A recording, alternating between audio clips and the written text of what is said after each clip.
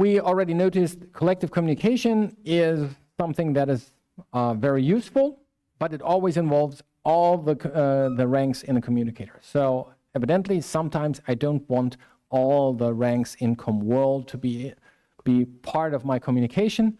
So you need some special functionality to create smaller communication context. And then you can have collective communication on this smaller communication context, right? So just to recap what a communicator is, yeah, it defines the context of the communication. It comprises the group of participants. As I said, like yesterday, like we are a group, yeah? And but we can have two different communicators that involves both involve all of us, yeah. But these would be separate contexts, or if they are two different communicators. But what I can also do is I create a communicator for this, from my side, right side of the room, and a communicator for the left side of the room. Yeah, I could have you sit over there for the other communicator, like reordering. Then you would have a different rank in the other communicator, even though you're still in the whole room and you're part of the same process group. For each communication, or for each communicator, you can attach specific error handlers. So we didn't talk about too much on how to actually do error handling, but error handling is based on the communicator. So you can say, instead of failing for this communicator, return from errors. So the error handler is MPI errors return, and then you can handle that error yourself. Each communicator has a local key value cache where you can actually attach interesting information for you. That actually, if you use the PPCES library, PPCES, that's a like numerical, and actually, yeah, some form of numerical and distributed communication library. And they actually use this key value store quite a bit to attach additional information. You can even name a communicator and then query that name later on in the application. Say, hey, what's the name of this communicator, instead of this is just the handle that I have. And you can also have something like a virtual topology attached to a communicator. Yeah, for example, we could have like a communicator that is Cartesian in terms of what we have here. Like then your north neighbor would be the one there, the east neighbor would be there. Yeah, I'm geographically challenged. Yeah, so but we're not going into depth in there. So the chapter for that is virtual topologies, and you can have Cartesians, you can have graph topologies. All of those would be attached to a communicator. So, and there are two types of communicators, so-called intra-communicators. That is what we all talked about so far. And they're intercommunicators. And like intra-communicator means ComWorld is one ComWorld, but you can also kind of couple applications with different ComWorlds and then create a larger intercommunicator. And oh, look, we have a real arrow here. So, and so the what you can then do, and where it becomes really funky, is if you have collective communication on intercommunicators. Like a broadcast on an intercommunicator is actually a single process from one world, from one communicator, broadcasts not within its own communicator, but to all the processes in the other communicator. So that's left for homework to kind of familiarize with that. There are actually applications. I think Icon, the the European weather model actually uses that kind of, or I'm not quite sure. Yeah, I think it's ICANN. The European, not weather, but climate model code that actually use that to couple the atmosphere and the ocean model. And then like they need to exchange data. So they're their own model. But at some point, you know, there's the top of the ocean that needs to exchange information with the lowest level of atmosphere. And so they kind of use intercommunicators for that. And then you have predefined intercommunicators, which is MPI ComWorld that we already know about. But there's also something that's called MPI ComSelf. And that contains only this one process that has this handle MPI ComSelf. So everyone has this. So it's basically a neat way to talk to yourself. And you would say, what could possibly be the reason for this? And actually, we also didn't talk about file I/O for this, but the MPI file handle is based on a communicator because you can have collective I/O as well. But sometimes you want to open a file only for a single process and not for all the processes. And you need a communicator with only one process, and that being yourself. And that's what MPI ComSelf is, right? So for communication, not so practical. For file I/O, very practical. Yeah. So in principle, we had this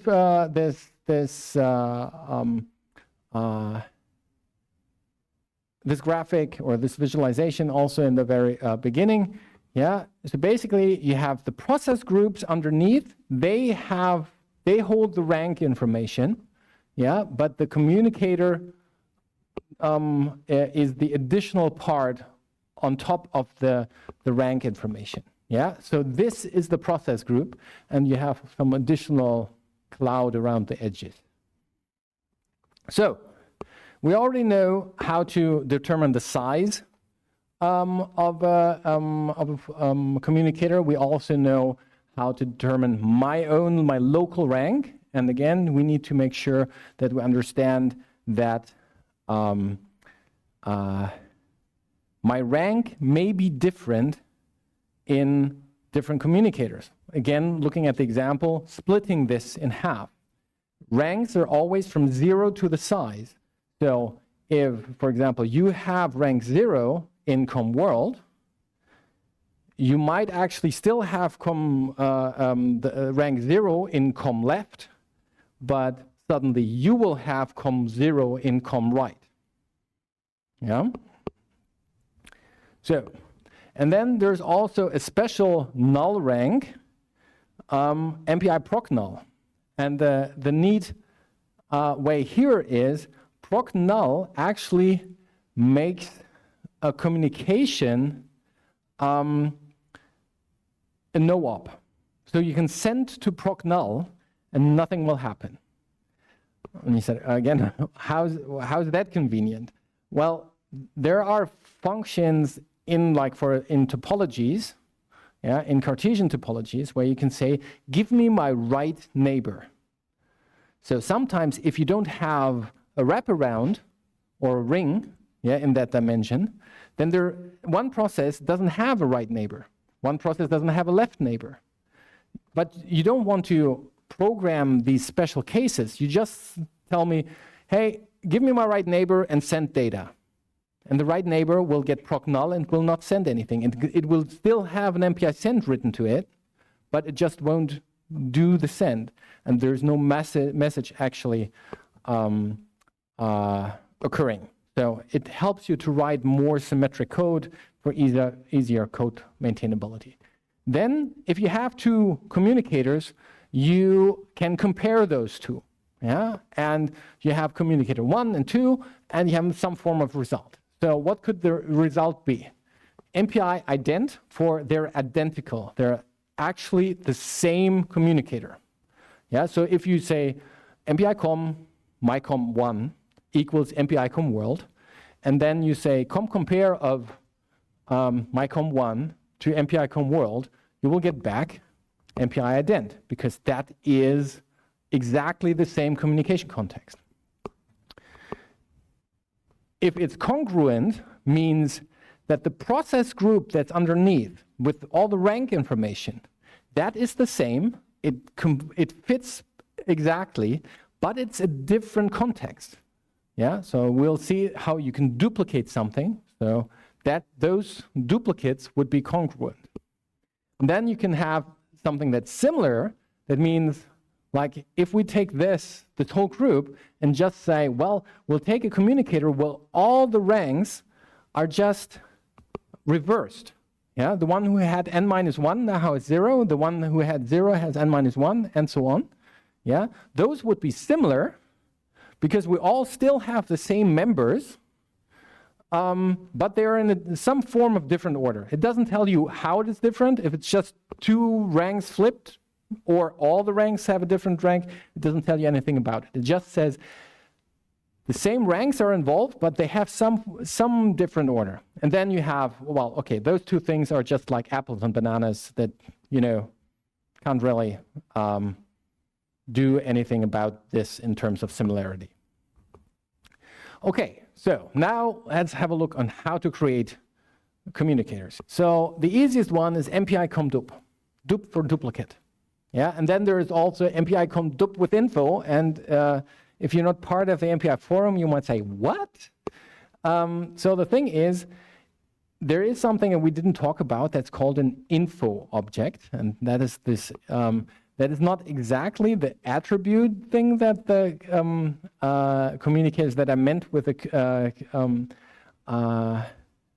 key value store, but the info object is also a key value store that you can attach to communicator.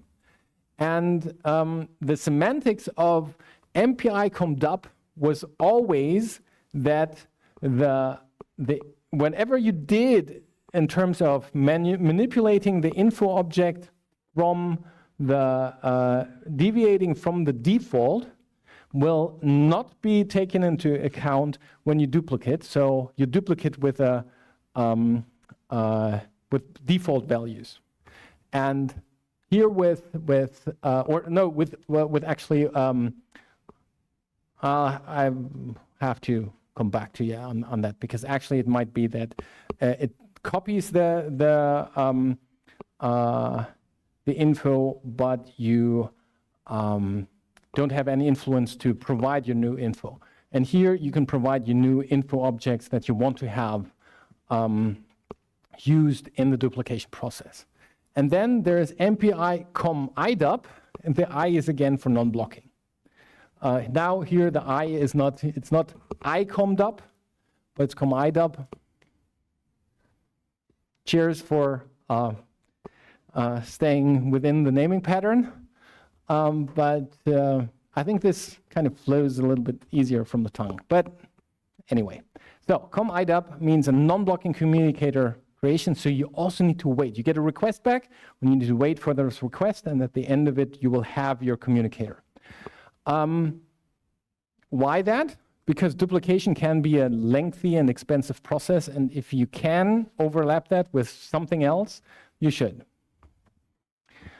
Create a new communicator from a subgroup of a communicator. There are 2 things. So you can com-create or com-create group, because there's also something that is an MPI group, not an MPI com.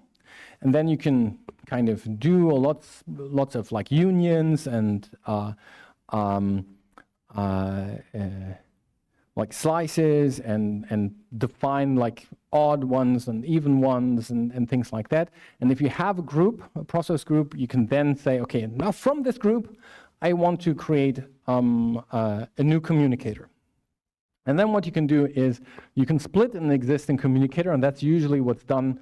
Some of the easiest way to create new communicators is a com-split. And there's also something that's com-split type, and there's several types defined. An easy way is that you can create a communicator that returns all the processes in one communicator that have a shared memory, that can communicate over shared memory. And that becomes also interesting for one-sided communication, because then for one-sided communication, the communication of a put and get suddenly becomes a load and a store because you have shared memory. Yeah, so that's why this was introduced in MPI COM3. Okay, so let's look at duplication first. We have MPI COM-dup. So it's the same ranks and ordering, and also it's the same process group underneath, but you can easily isolate existing communication. So if you write a library, always duplicate MPI COM-world. Never, as a library, communicate over MPI COM-world, because the application that your library will be linked to might actually use MPI COM-world, because that's how they learn programming in, PPCES courses. Like, yes, we always use MPI COM-world, right?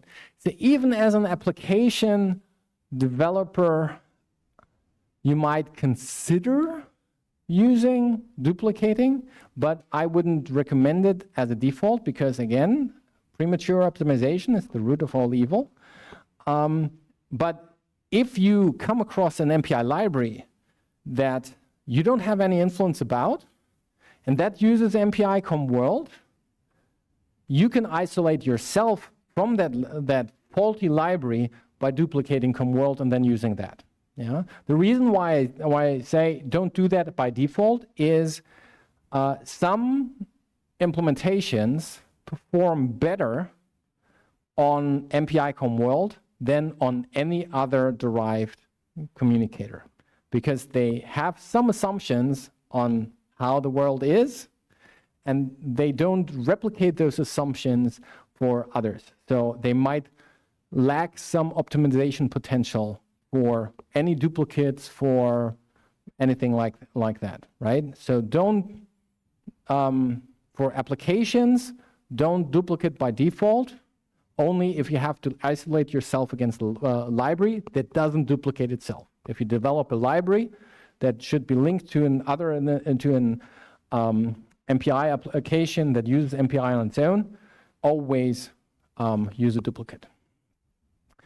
So, as I said, potentially modified settings, so that's the other way around. That's what I meant. So you can modify the info settings, and those are not duplicated. Yeah, and that's what you do with MPI DOP with info. Then you would basically hand the modified settings to the duplication call, and then those settings will be set directly for that. The reason why you have this, some of this info calls influences how the communicator should be created and cannot be taken account once the communicator is created. So you can't just create this and then attach that information to it, because it's already late. After that, the communicator is already there. Yeah, so that's how you can have an influence on what to do while the communicator is created. Always have in mind, communicator creation can be costly. Yeah, costly in terms of that's nothing that you want to do in a tight loop. Yeah, that is something that you want to do somewhere in initialization, and it should amortize later. It won't take half an hour. It should not take half an hour. But yeah, it's also nothing that should be on the critical path of your application. But in case you see that your application is doing using a lot of time there, you can try to overlap things with other things with the non-blocking versions. Okay, it's a handle. So you create the handle, you have to free the handle.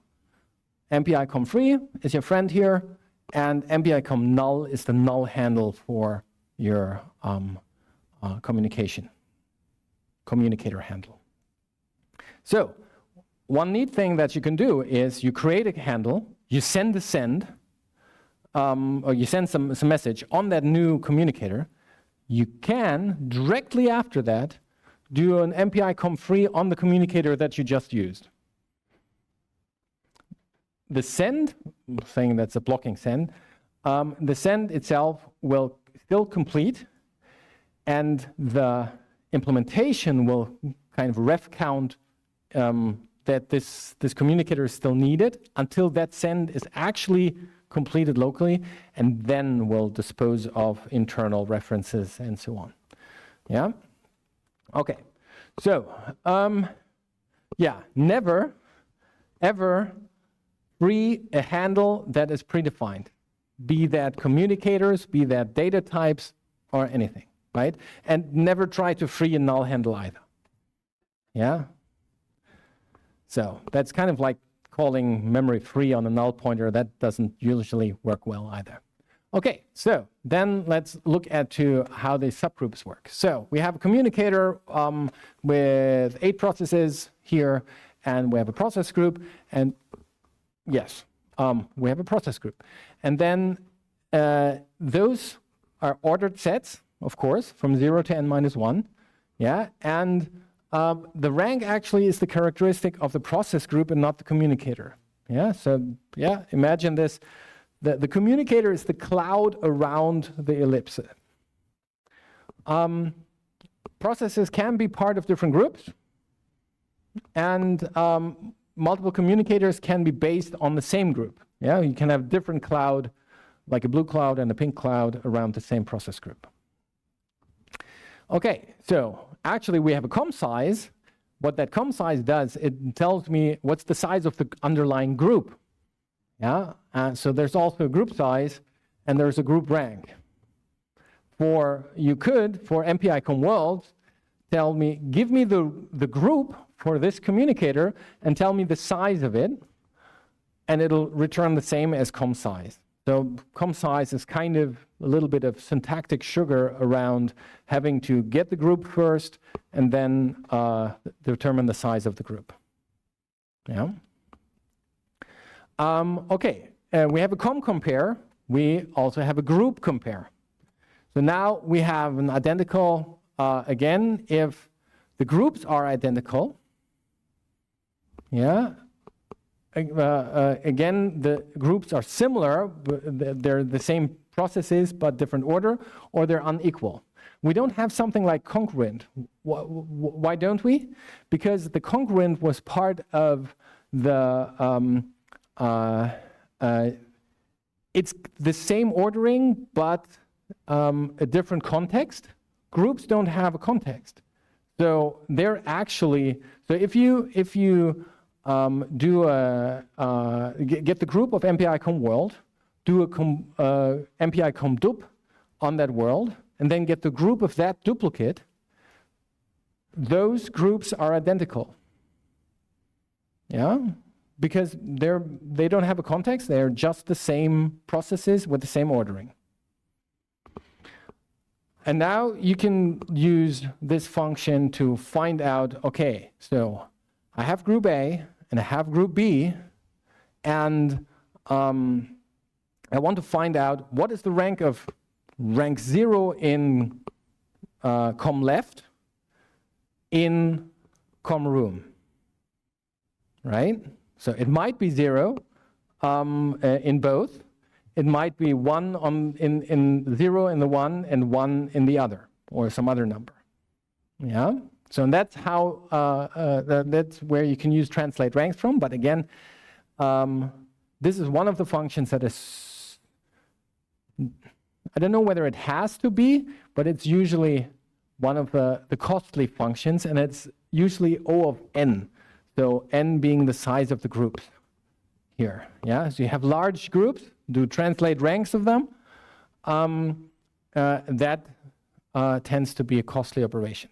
So we kind of learned the hard way in performance tool development, where we use that. Oh yes, of course. Here's a new communicator. We get the group, and we want to know how this relates to MPI com worlds. And then we started translating communicators with millions of ranks, and at some point started to wonder, why do we introduce so much jitter during measurement? And it was basically us using MPI group translate ranks. It's a useful functionality, but use with caution. So the ranks that are present in one but not the other are marked with MPI undefined because they don't have a value in there. Okay, so then I said, you know, get the group from the communicator. That is what, oh no, that's, sorry. MPI com group is actually, yes, it is. The function to get the group of a specific communicator. So you could say, give me the group of MPI com world. Yeah, again, that is a specialty of LibreOffice interpreting PowerPoint, that this is not as it should be. I'm sorry for that. Because what you could, for example, do this, use this for is you get the group of MPI com world, then do some group modification functions on the group, and then recreate a new communicator from that new group. So, and what could those functions be? So first we have unions and intersections. So we can create smaller, larger groups from smaller ones by combining them. Or we could just say, give me the overlapping parts. And for example, what you could use this for, personally, I would probably use comsplit for this anyway, but in principle, you can say, well, with the intersection, give me like a, if we think of this is one node, and this is another node, so all of you communicate with shared memory, all of you communicate with shared memory, and I want to have this algorithm optimization. I want to first communicate to rank 0 of this, yeah, and then they communicate back. I want to have a communicator that is just the rank 0s across all my communicators. And that's how you can do things like intersections and so on. But you can also do this with split and split type and things like that. So you can have the difference, which is kind of like the opposite of intersection. Then you can also have like include, exclude, or range include, range exclude, because at some point, if you have 1 million processes, you don't want to have an array with 1 million entries that you fill in yourself. Yeah, so you can then have like define some ranges that you want to include. Okay, and then again, a group is again the handle. You create a group, you free a group. And in that sense, MPI com group is a group creation function. So you do com group, you have to do group free afterwards. And group null is the null handle for groups. Okay, so now you have MPI com create and MPI com create group, and both have a parent communicator, both have a subgroup, and they create a new communicator that involves only the group, but the creation needs to be called on all of com, right? So you define a subgroup of com world, but then com create still needs to be called on com world as the parent communicator, and all the processes in the group get an actual communicator handle back, a valid communicator handle back, and all the ones not in the group will get MPI com null back. So, and then you have MPI com create group, and that was introduced later on. And that is one of the parts of fault management, user level fault management, where you still have a parent communicator, but this is collective across the group. Because for fault management, what if one of my world processes died? At some point, I can't use any collective communication because one of my participants that's mandatory is dead, will not participate, so you can't use broadcast anymore on CommWorld. So you have to reconstruct something. But how do you reconstruct something if everyone needs to participate? So that's what this came in. And again, it's a fault management function that will be much more costly than this.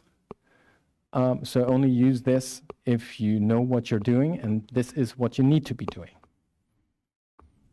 Okay, so, and now the last one is the MPI ComSplit and ComSplit type, and that actually is the easiest way, but potentially also the one of the more costly ones, because it, for example, also does some sorting in underneath the hood. You have a parent communicator, you define a color and a key.